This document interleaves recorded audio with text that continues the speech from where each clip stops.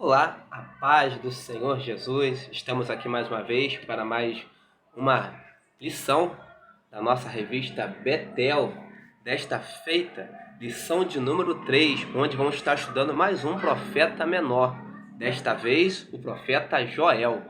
Escreveu apenas 3 capítulos, mas nos deixou um legado muito grande, muitos exemplos, uma vida exemplar a seguirmos na presença do Senhor. Para todo aquele que tem um chamado de levar a palavra, Joel, ele levou a palavra e nos deixou um legado, um exemplo muito grande. Pois bem, diz assim título da nossa lição: Joel, mensagem de juízo, um chamado ao arrependimento e promessas. Texto áureo está lá em Joel, capítulo 1, verso 14. Santificai um jejum, apregoai um dia de proibição, congregai os anciãos e todos os moradores desta terra na casa do Senhor, vosso Deus, e clamai ao Senhor. Texto de referência, Joel capítulo 2, verso 27, 28, 29, bem como o 32. Pois bem, este quem vos fala é o presbítero Rafael Cardoso, estudante de teologia, apaixonado pela palavra de Deus e professor de escola bíblica dominical local na minha igreja. Quem foi Joel? Vamos tentar entender o panorama ao qual estava inserido este grande profeta, embora chamado de profeta menor, este grande profeta chamado Joel, que teve um grande desafio no seu tempo, como todos nós temos os nossos desafios no nosso tempo. Este homem também teve um grande desafio ao seu tempo. Joel, ninguém pode datar certamente, os estudiosos, aqueles que buscam se debruçar sobre a palavra, não ousam, por vezes, dar uma data de quando ele provavelmente teve aí o seu ministério, mas alguns arriscam dizer que foi por volta dos anos 835 a 805 antes de Cristo. É uma data estimada, não é uma data precisa. Alguns acreditam que ele exercia o seu ministério provavelmente neste tempo. E qual era este tempo ao qual Joel estava inserido? Um tempo de devastação, de calamidade, um tempo muito complicado, um tempo difícil. Como muitas das vezes nós vivemos, a situação de Joel é uma situação bem complexa, bem complicada, que ele tinha que animar o povo no meio do caos. Ele tinha que trazer esperança no meio do caos. Joel, ele levava esperança em meio ao caos, como nós, servos do Senhor, fazemos. Em meio ao caos, nós levamos esperança. Em meio a decepções, a frustrações, nós levamos a palavra. E a palavra sempre trará esperança. Sabe aquele dia que você se levanta na sua casa e de repente se levanta para baixo, desanimado, entristecido, pensando em abandonar tudo, tudo deu errado, e vem um amigo, um irmão, algum parente, alguém com a palavra de não, levanta, Deus vai ser contigo, o Senhor é contigo, o Senhor te fortalece, o Senhor vai te ajudar, e você toma aquela palavra no seu coração, você tem esperança para lutar. Era mais ou menos essa a iniciativa que Joel fazia naquele tempo. Por quê? Qual era a conjuntura, o panorama em que Joel estava inserido? Segundo a palavra, Joel, ele estava inserido num panorama ao qual o povo ali daquele lugar, do seu tempo, seus contemporâneos, haviam sofrido uma grande devastação. E que devastação era essa? Gafanhotos vieram e acabaram com toda a plantação, acabou-se com tudo. E acabando-se com a plantação, acabou-se o alimento, acabou-se a esperança, acabou-se a alegria. E era um tempo complexo, complicado. E Joel, meio aquele caos todo, ele leva uma palavra de arrependimento. Vamos nos arrepender, o Senhor está julgando o seu povo. Vamos nos converter, vamos orar mais, vamos interceder mais e Deus vai trazer bênção. Ele traz uma palavra de avivamento. Joel é considerado como um avivalista, alguém que levava uma palavra de avivamento. E que avivamento seria este? Você sabe o que é avivamento? Por vezes nós temos uma definição muito errada do que de fato vem a ser avivamento. O que é avivamento? O que vem a ser avivamento na vida de um crente? Por vezes nós vamos numa igreja chamada pentecostal Eu, como um bom pentecostal, um bom assembleano, eu gosto de um avivamento, e por vezes nós entendemos que avivamento é um pula-pula. Por vezes nós entendemos que avivamento é falar em línguas estranhas. Por vezes nós entendemos que avivamento, né, é entregar profecia, é marchar no poder. Em muitos lugares tem mais movimentos do que palavra propriamente dito. Em muitos lugares você vê movimento o culto inteiro, mas não vê palavra. E avivamento é justamente isto, palavra, voltar-se para a palavra. Talvez você possa estar pensando que avivamento é marchar no poder, é profetizar. Isso tudo é muito gostoso, isso tudo é muito bom, e indico que busque isso para sua vida, para as nossas vidas, devemos buscar isso. Mas antes disso, a palavra traz avivamento. Avivamento é mudar, mudança de vida, mudança de hábito, mudança de atitude, mudança de caráter, mudança de estrutura espiritual, mudar tudo. Isso é avivamento, é mudar. Por vezes achamos que estamos avivados e não estamos, porque avivamento é voltar-se para a palavra, é ouvir o que a palavra diz e praticar o que a palavra diz. Isto é avivamento.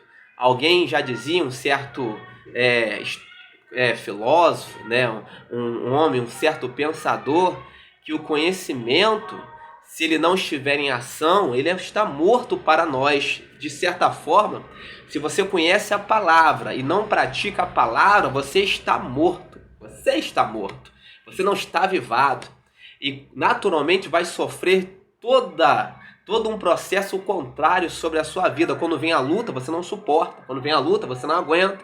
Porque você não está avivado para suportar pela palavra as lutas, as provações. E este era o cenário de Joel. Pense neste cenário. Num cenário onde a terra estava devastada, os gafanhotos vieram, e 4 espécies de gafanhotos vieram ali, acabaram com tudo. E a coisa era tão complicada, tão complexa, que sem ali o alimento, eles não poderiam também ofertar. E chega um tempo que o profeta Joel chama até os ministros, chorem os sacerdotes, né, entre o alpendre e o altar, né, apregoar um jejum, porque até a casa do Senhor sofrera com a conjuntura ao qual eles estavam vivendo.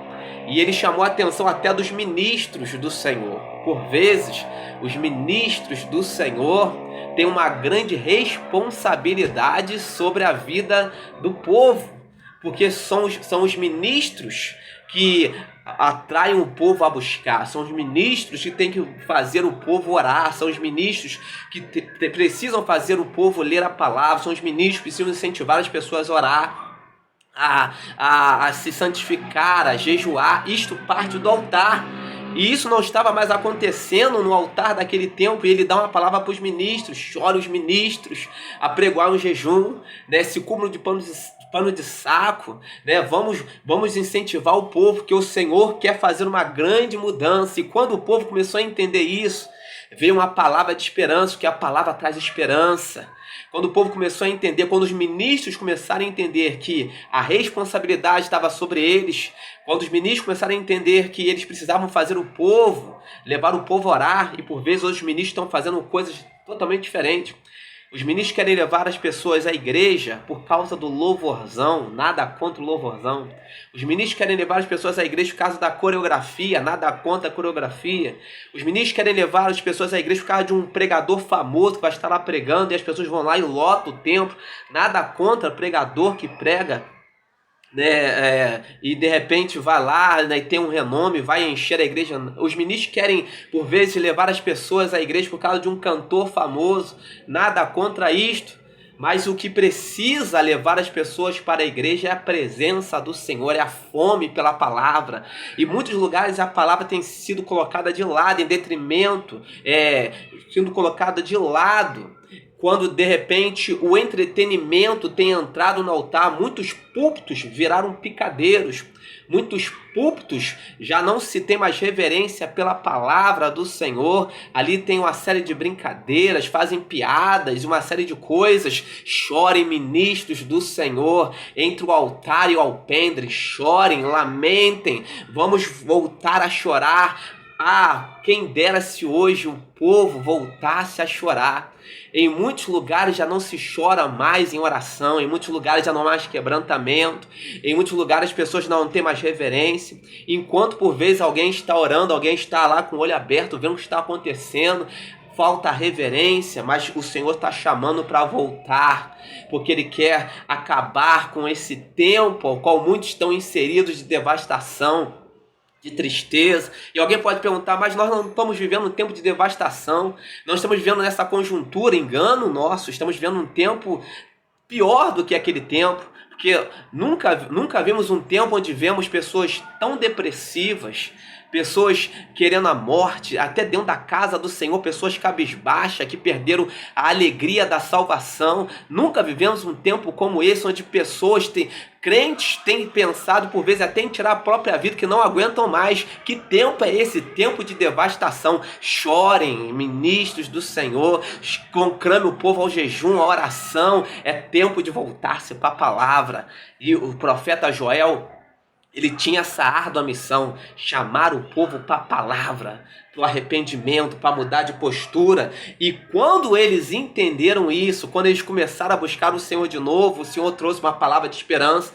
Os vossos filhos profetizarão, né? Os velhos terão sonhos, visões e por aí vai. Quando você muda a sua história, muda a sua estrutura, muda o seu caminho, algumas coisas começam a ser evidenciadas, as profecias começam a acontecer, os sonhos começam a vir, os profetas começam a se levantar, começa a haver derramamento do Espírito. Quando há quebrantamento de verdade, começa a haver derramamento do Espírito. Em muitos lugares já não há nem mais batismo com o Espírito Santo, já não vemos mais isso. Em muitos lugares, quando se levanta um profeta, alguém se assusta porque já não está mais acostumado com isso. É tempo de voltar ao quebrantamento, é tempo de voltar a chorar, é tempo de voltar a se lamentar na presença do Senhor e reconhecer que todo aquele que invoca o nome do Senhor é salvo, aleluias, e que nesta palavra o Senhor possa nos trazer de um despertamento. Joel tinha uma árdua missão, levar o povo ao arrependimento, ao quebrantamento, ao avivamento.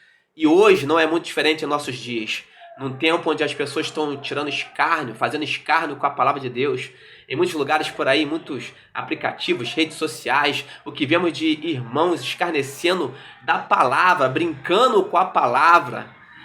Não está, podemos dizer assim, não está no gibi. Voltemos à palavra, voltemos a ter reverência, voltemos a ter reverência ao nome do Senhor, à palavra do Senhor. Choremos de novo, voltemos para o Mestre. Esta é a palavra de Joel, que possamos nos arrepender, que possamos nos quebrantar, para que o Senhor possa mudar a conjuntura ao qual nós estamos a vivenciar. E começa no altar, e depois vai chegando à igreja, e todos são transformados, são mudados pela palavra.